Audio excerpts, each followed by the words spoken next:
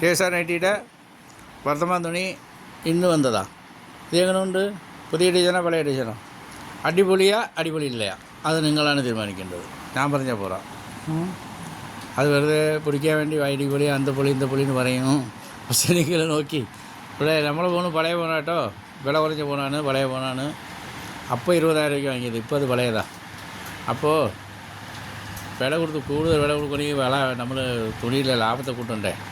അപ്പോൾ അല്ലാതെ കൂട്ടാൻ പറ്റില്ലല്ലോ. നമ്മൾ കച്ചവടക്കാർ സ്വയം തൊഴിൽ അവസരം വിജയിപ്പിക്കണം.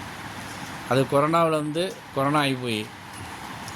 ഇപ്പോൾ അത് ഉഷാറായി വരുന്നുണ്ട്. നിറയെ പേര് നിർത്തിയവരൊക്കെ ചെയ്യുന്നുണ്ട്.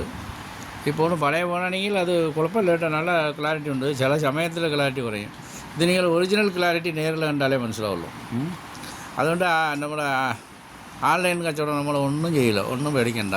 നമ്മളെ കച്ചവടക്കാർ ഇപ്പോൾ അക്കോവ തന്നെ, ഡുൾനെറ്റ്, പിന്നെ ഒരുപാട് മെറ്റീരിയൽ, ഒരുപാട് ഐറ്റം ഉണ്ട്. ഒക്കെ ഓർമ്മിച്ച് പറയാൻ കിട്ടില്ല, കണ്ട് പറയേണ്ടി വരും. അപ്പോൾ ഇപ്പോഴത്തെ ഡയമണ്ട് ജോർജറ്റൊക്കെ വന്നിട്ടുണ്ട് കേട്ടോ, സൂപ്പറാണ്. അതൊക്കെ 2,000 രൂപയ്ക്ക് വിൽക്കാൻ പറ്റിയതാണ്, ടോപ്പ് അടിച്ചിട്ട്. അങ്ങനത്തെ തുണിയൊക്കെ ഉണ്ട്. അത് വളരെ വില കുറവാണ്. ഇവിടുത്തെ വില നോക്കണ്ട, അത് പറ്റ കുറവായിരിക്കും. നമ്മൾ കമ്പനിയിലേന്ന് ഡയറക്റ്റ് നെയ്ത്ത് കമ്പനിയിലേന്ന് മില്ലിലേന്ന് എടുക്കുന്നതല്ലേ. അപ്പോൾ അതുകൊണ്ട് അതിൻ്റെ വില കുറവായിരിക്കും.